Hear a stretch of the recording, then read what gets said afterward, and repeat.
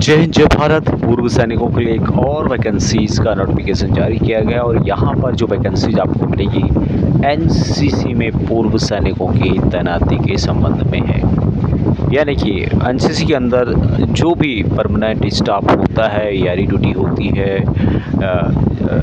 Attachment के तौर पर जाते हैं, तो उस स्थान पर अब पूर्व सैनिकों को लिया जाएगा। काफ़ी पहले इससे संबंधित 2800 के करीब वैकेंसीज जो कि कर्नाटक बेंगलुरु से रिलेटेड थी, अभी ये वैकेंसीज आपको मिलेगी NCC director Bihar and Jharkhand Rajendra Patna की ओर से। 9 मई 2024 को ये लेटर जारी किया गया और लेटर लिखा गया है राज्य सैनिक बोर्ड सैनिक कल्याण निदेशालय main secretariat block 2 second floor Patna Bihar 800015। और यहाँ पर मेंशन किया गया है, यहाँ पर आप पढ़ भी सकते हैं, proposal on hiring of ESM as contractual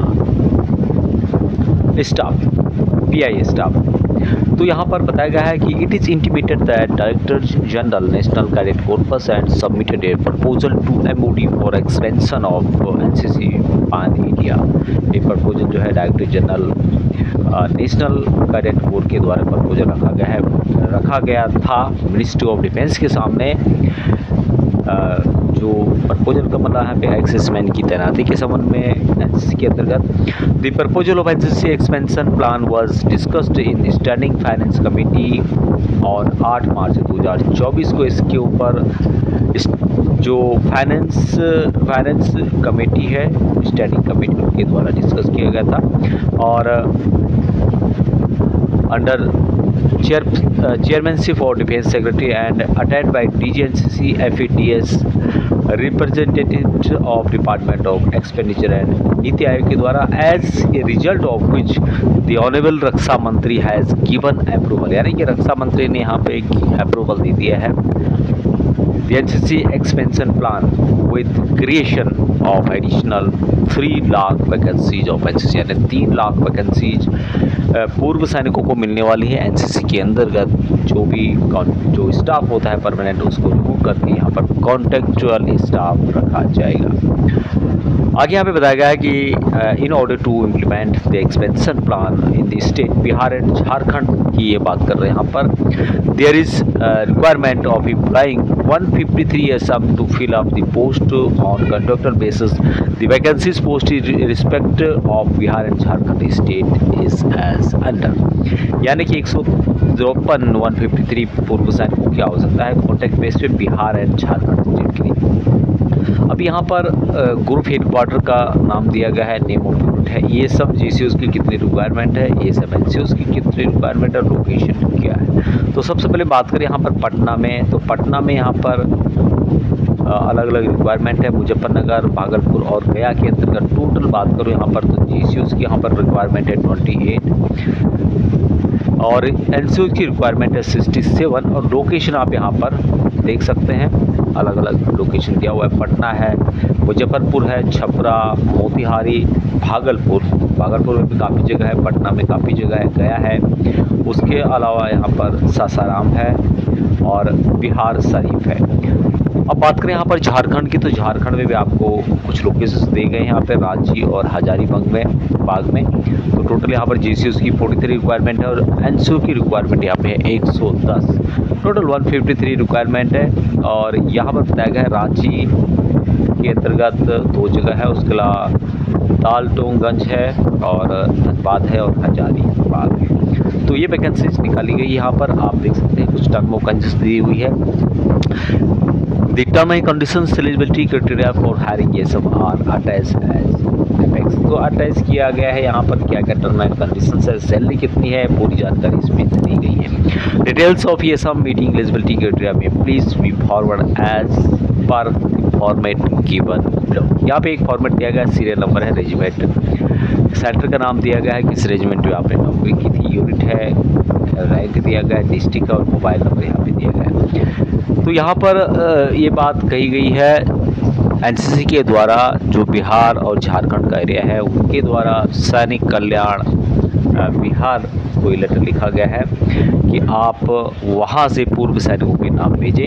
you are requested to given to keep wide publicity among the ASM, the vacancies will be advertised shortly in the forwarded newspaper. ये वैकेंसीज आपको न्यूज़पेपर में भी देखने को मिलेगी। यहाँ पर Sanjeev Kumar colonel ADD director planning और ADG और कॉपी टू लिखा गया। यहाँ पर बहुत सारे यूनिट्स को यहाँ पर मेंशन किया गया है। तो बेसिकली ये वैकेंसी जैसे कि मैंने पहले बताया था, यहाँ पे कुछ टर्म एंड कंडीशन से और बताई गई है, क्या इसमें सैलरी देगी, पूरी जानकारी इस नोटिफिकेशन में आपको देखने को मिलेगी। तो पूरी जानकारी के लिए आप वीडियो को अंत तक देखिएगा।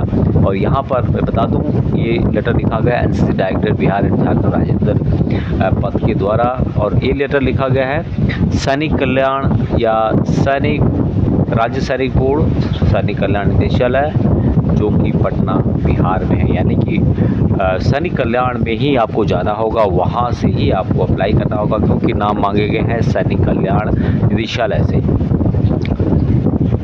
अब इसके और क्या एलिजिबिलिटी और कंडीशंस क्या है, सैलरी कितनी जाएगी, वो भी हम आपके आगे डिस्कस करने वाले। अब इसकी एलिजिबिलिटी क्या क्या रहेगी, सर्विस के बारे में यहाँ पे बताया गया कि should have retired from service in the rank of havildar, यानी कि जो NCO ESM NCO इंस्ट्रक्टर के लिए हवलदार को लिया जाएगा, जबकि जो JCO इंस्ट्रक्टर है उनके लिए यहाँ पर रैंक सूबेदार और नायक सूबेदार दोनों को लिया जा सकता है।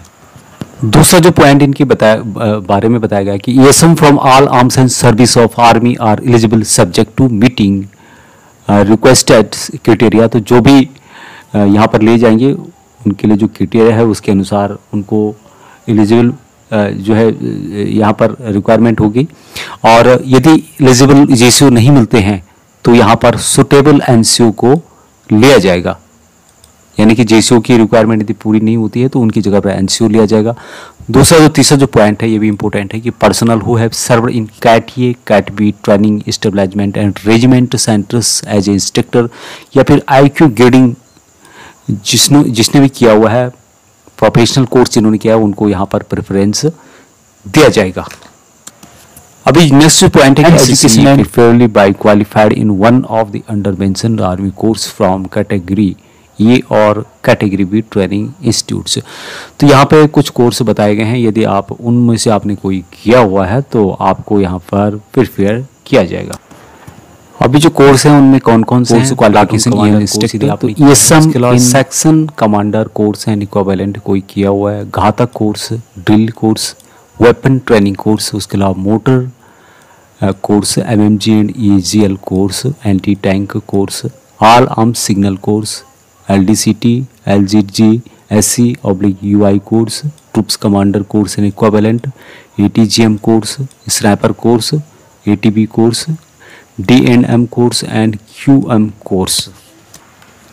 अभी यहाँ पे जो टर्म एंड कंडीशंस बताई गई जिसमें कि JCO NCO should have completed colour service, जो भी JCO NCO है उनका कलर सर्विस होना चाहिए। इन्होंने एग्जाम्पल के तौर पे बताया है कि यदि कोई नायक है और वहाँ MACP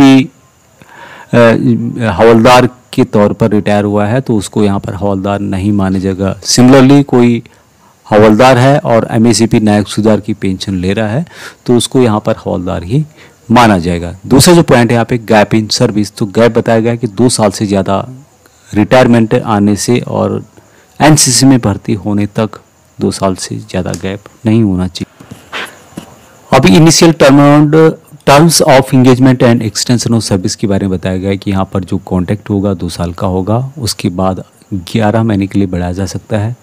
डिपेंड करता है बोर्ड ऑफ ऑफिसर के ऊपर और आपके इंडिविजुअल का जो परफॉर्मेंस है उसके बेस पर के।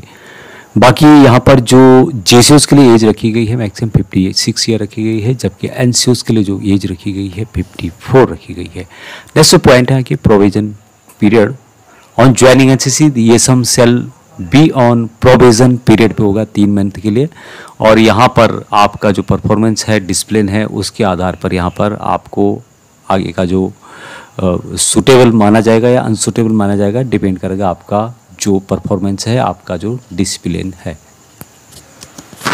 नेक्स्ट पॉइंट यहाँ पे termination of the contact of ESM hiring can be terminated by respective ADG और DDGS के द्वारा यहाँ पर आपको टर्मिनेट किया जा सकता है, लेकिन उसकी जो कंडीशंस है कि आपका जो डिसिप्लिन है, डिसिप्लिन ग्राउंड पे आपको यहाँ टर्मिनेट किया जा सकता है। यदि आपका डिसिप्लिन ठीक नहीं है तो किया जा सकता है टर्मिनेट, लेकिन ये जो है ADG और DDGS के द्वारा ही, और 3 महीने के अंदर यहाँ पे टर्मिनेट किया जाएगा आपको।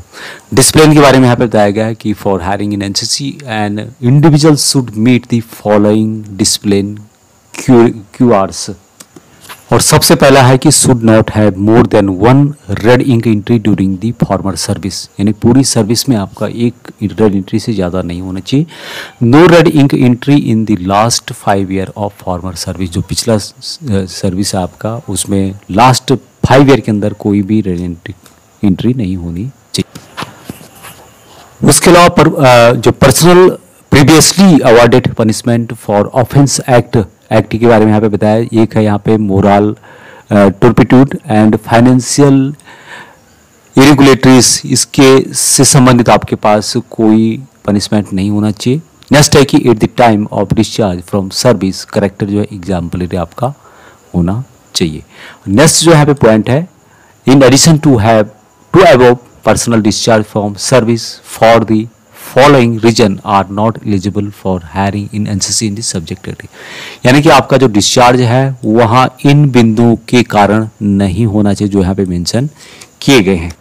तो सबसे पहले यहाँ पे है कि discharge administratively from military service under AR13 ये उसके बारे में यहाँ पे बताया गया डिटेल्स। AR14 उसके अलावा ये A45, इस कंडीशन के कारण आपकी डिस्चार्ज नहीं होना चाहिए।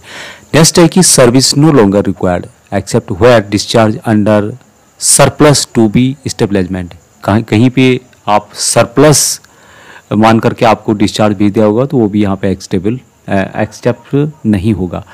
Unsuitable for further military service, इस तरह का डिस्चार्ज नहीं होना चाहिए। Unlikely to become an absent soldier, इस टाइप का भी नहीं होना चाहिए। और ineligible for further retention up to the enhanced service limited during non fulfilment of lay down condition, इस कंडीशन। नेक्स्ट पॉइंट है, any imprisonment in civil jail और conviction by a civil court post the discharge of the individual from the army will render him ineligible for NCC। तो civil jail से related, convection से related और civil court से related आपके पास इस तरह का कोई जो है सीन नहीं होना चाहिए। उसके अलावा नेक्स्ट पॉइंट है, discipline in NCC service if the contacted instructor staff commits any discipline issue his service can be terminated. तो कोई भी आपका इस तरह का डिसिप्लिन से रिलेटेड कोई इश्यू पाया जाता है तो आपको टर्मिनेट यहाँ पर कर दिया जाएगा। नेक्स्ट पॉइंट है प्रोसीजर फॉर डिसिप्लिनरी एक्शन। यदि कोई आपका इस तरह का केस पाया जाता है तो आपको पहले तो यूनिट लेवल पर आपके ऊपर कार्रवाई की जाएगी, और यदि केस मेजर बड़ा इश्यू है यहाँ पे तो संबंधित जो क्रिमिनल पैनल कोड है उसका जो प्रोसीजर है सिविल क्रिमिनल लॉ उससे संबंधित आपके ऊपर कार्रवाई की जाएगी और आपको यहाँ पर कॉन्टेक्ट से बाहर कर दिया जाएगा। अब यहाँ पर जो मेडिकल कैटेगरी है GCO NCO के लिए जो मेडिकल है सेफ होना चाहिए। उसके अलावा जब भी आप इस कॉन्टैक्ट में शामिल होंगे तो उससे पहले आपको सिविल सर्जन से एक सर्टिफिकेट लाना होगा कि आप मेडिकली फिट हैं। उसके अलावा personal placed in law medical category both temporary and permanent during entire farmer service के दौरान आप लॉ मेडिकल कैटेगरी थे, उसके बाद आप सेपन हो गए हों बिफोर डिस्चार्ज के due to alcohol dependency syndrome के कारण, तो आपको यहाँ पर इनएलिजिबल माना जाएगा, आप अप्लाई नहीं कर सकते। अब यहाँ पे नेक्स्ट और सबसे जो इम्पोर्टेंट पॉइंट है कि यहाँ पर सैलरी क्या दी जाएगी। तो यहाँ पर GCOs के लिए जो सैलरी रखी गई है 45,000 पर मंथ के हिसाब से रखी गई है, और NCO के लिए 35,000 पर मंथ के हिसाब से सैलरी दी जाएगी। तो यहाँ पर जो सैलरी है उसके अलावा यहाँ पर कोई भी अलाउंस यहाँ पर दिया नहीं जाएगा, जिसकी डिटेल्स यहाँ पे बताई गई है। उसके अलावा यहाँ पर एनुअल इंक्रीमेंट 3% दिया जाएगा। अकोमोडेशन आपका ऑन हॉलीडे है, नेशनल हॉलीडे या संडे छोड़ करके। तो लीव यहाँ पर दिया जाएगा 4 दिन महीने में, और नेशनल जो हॉलीडे है वो संडे छोड़ करके। which may be combined to a maximum of 2 month, that is 8 days 8 a stage। तो आप एक बार में 2 महीने की यानी कि 8 दिन छुट्टी भी एक साथ जा सकते हैं। मेडिकल फैसिलिटी यहाँ पे कुछ भी नहीं जाएगी, जो कि इंटाइटलमेंट है आपके ईसीएसएस के थ्रू आपको मिलती है, तो वो यहाँ पर उसी के अनुसार आप अपना ट्रीटमेंट कराना होगा आपको। पेंशन यहाँ पर पॉसिबिलिटी नहीं है। यूनिफॉर्म जो होगा ये will be responsible for procuring meant and upkeep of his uniform. खाकी यूनिफॉर्म यहाँ पे होगा और डिटेल्स ऑर्डर बाद में इश्यू किए जाएंगे। अभी यहाँ पर और जो मेंशन किया गया है जिसमें कि पोस्टिंग मैनेजमेंट के बारे में बताया गया है कि ESM while applying will give 3 choice, 3 choice यहाँ पे देना होगा आपको। और यहाँ पर वैकेंसी के अनुसार फर्स्ट चॉइस में मिल जाती है आपको, ठीक है, नहीं तो सेकेंड और थर्ड डिपेंड करेगा वैकेंसीज के ऊपर। ट्रेनिंग जो यहाँ पे होगी 14 से 21 दिन की होगी आपको कॉन्ट्रैक्ट साइन करने के बाद, इनरोल होने के बाद।